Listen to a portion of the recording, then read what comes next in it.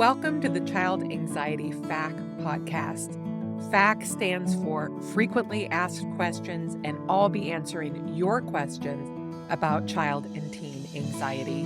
My name is Dawn Friedman, and I have been working with kids and families for over 30 years as a preschool teacher, parent educator, family case manager, clinical counselor, and now as the facilitator of child anxiety support, a program for parents of anxious kids. All right, let's get started.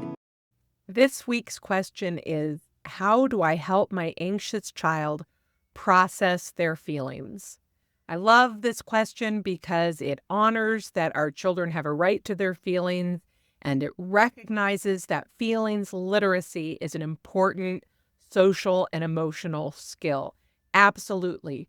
Having kids who are able to name their feelings and talk about their feelings is an excellent, good thing. It is definitely part of being a healthy human. That said, not every kid is going to want to process their feelings, and that's okay too. But let's back up a little bit. How do you help your child process their anxious feelings? First of all, we create an environment where feelings are okay, that we're allowed to talk about feelings, that there are no bad feelings. We do that by naming their feelings when they are small. That means picking up your baby when they're crying and saying, "Oh, you feel so frustrated right now," or "Oh, you were sad that mommy had to take a shower," or whatever. "Oh, you're feeling so sleepy right now. You must be grouchy right now." We're naming their feelings from the time that they are infants all the way up forever until they don't want us to anymore. We can and should work to expand their vocabulary. So instead of always being sad, we can talk about other feelings like lonely or worried or insert feeling here. You can download a feelings wheel, you can Google feelings wheel, and you can get one that will give you a whole thesaurus of feelings. So it's more than just sad, happy, angry. Let's give them some nuance. For a lot of kids, ambivalence is a really important feeling to be able to name. They need to know that they can feel both excited and nervous, that they can be happy but concerned, all of these things. It is fine to feel two ways about one thing, and processing that is also important. And a lot of kids will get stuck because they're feeling two ways and they don't know which way to go. Just naming the two different feelings can often allow them to get unstuck. They don't have to commit to either one. They can feel both and continue to move forward. So we create a culture of feelings discussion. And that also means, I'll add, talking about your feelings, including you are allowed to tell them you're angry with them, because that lets them know angry is fine.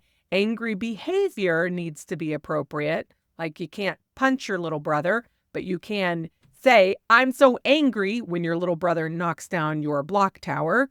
And you can demonstrate that by saying to them, "I am so angry right now. I don't even know what to do." That is not a bad thing, and in fact is appropriate. If they do something that you feel angry about, like knocking down your block tower, you can say, "I'm really angry. I worked hard at that, and now it's knocked down."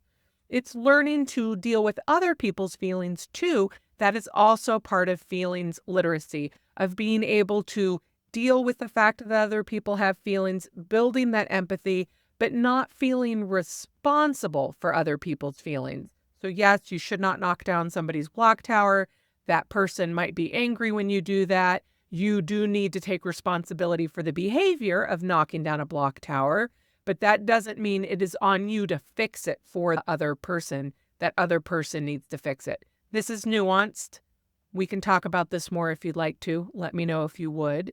Anyway, so that's the first part, is we create a culture, and that goes on through a lifetime of parenting. But as far as processing anxious feelings, the biggest thing is don't do it in the middle of a meltdown. Do not expect your child who is completely awash in anxious feelings to necessarily be able to tap in to the more sophisticated part of their brain that allows them to talk about it and process it. You can try, but if they're not ready, let them not be ready. It can help to name the feeling. You seem really upset right now. Do you need some space? You seem really angry right now. Do you need a hug? You seem really nervous right now. Do you need to go for a walk? You can say those things. That's fine. But as far as processing, not necessarily. The other thing about processing is please make sure that your goal in processing is not to eliminate the feeling. That should not be the goal, especially with anxiety, where feeling the feeling is part of dealing with it. Let's say, for example, I'm about to jump off the high dive at the pool. That is something, as an aside, I would never do. But let's say your child really wants to jump off the high dive and they're getting ready to do that. You do not need to process their feelings and make them not feel nervous, because feeling nervous is the thing they have to do in order to learn how to feel nervous and get up there on the high dive anyway and jump anyway. So you can just say, it's natural to feel nervous. You're doing this for the very first time. Doing things for the first time can create nervousness.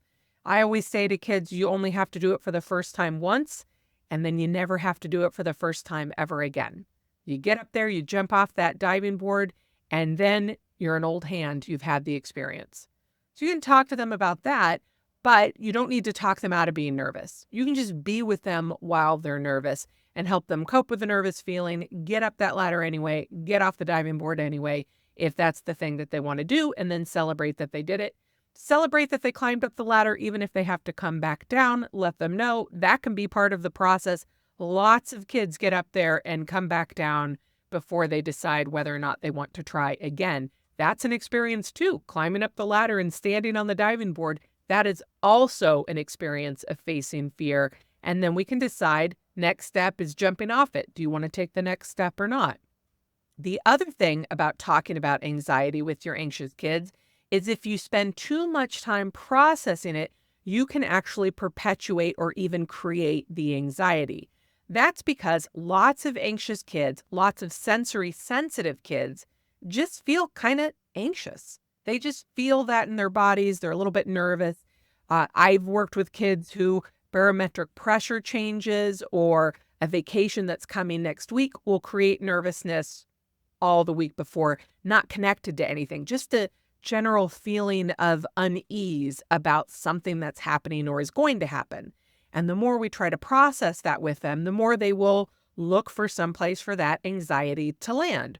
Let's talk about a kid who is starting school. We're all nervous for the first day of school. Some of us are excited. Some of us are excited and interpret that as nervous, because that is another feature of anxiety, that negative emotionality that interprets neutral feelings as more negative. So a feeling of excitement or anticipation, a more negative emotionality anxious child will interpret as anxiety. That's fine. That is just the way they exist in the world.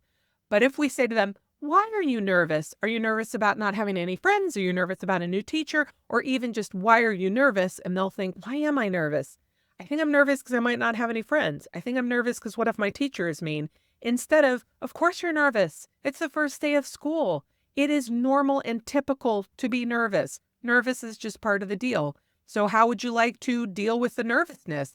Maybe for the first week of school, you just want to clean up your room and get it all tidy before school. Or maybe you don't want to think about school at all, and instead you just want to run around the neighborhood and ride your bike a whole lot. But basically, you're going to have to cope with the nervousness. There's no cure for it except to get through the first day of school and know that it's done. When we frame anxiety as normal and healthy, as long as it doesn't stop us from doing things like go to school on the first day, then we are teaching our children, look at you coping with anxiety. That is you. You are a good coper. And that's processing. So after the first day of school, you can process by saying, you were so nervous and then you went to school. Now, some of those negative emotionality kids will say, yeah, and it was the worst ever. And I don't have any friends and I hate my teacher, because that's just, again, they are still kind of attached to that feeling of unease, that feeling of anxiety. They're still feeling it and they don't want to be talked out of it because they don't want you to invalidate their feelings. So that's fine. You can say, yeah, I know, but what I'm talking about is that you were afraid and you did it, and that is impressive. you are someone who can face your fears. You may not like it, but you do it. And if they go, well, it's not like I had any choice, you say, I'm just saying I find you impressive. You don't get to decide how I see you, and I see you as an impressive person. So what we're doing is we're giving our children a reframe of you can be anxious and you can be brave. You can be afraid and you can do things anyway. And also, as we build that language vocabulary, maybe we can help them find more beyond the anxiety, like excitement, like I am trepidatious, but I am also curious. I am a little worried, but I'm also interested. I am afraid, but I am also excited. Thanks for tuning in this week. Remember, if you have a question you'd like me to address on the show, please go to childanxietysupport.com/question and you can post it there. Maybe I'll address it on a future episode. I also wanted to let you know that I have a webinar called Tell Me It Will Be Okay, How to Talk to Your Anxious Child About Their Anxiety.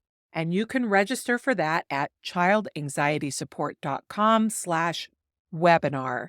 That's free for you. I just want you to check it out and let me know if it's helpful. If you'd like to learn more about me and my program and see if maybe I can help your family, please visit childanxietysupport.com. I'll see you next week.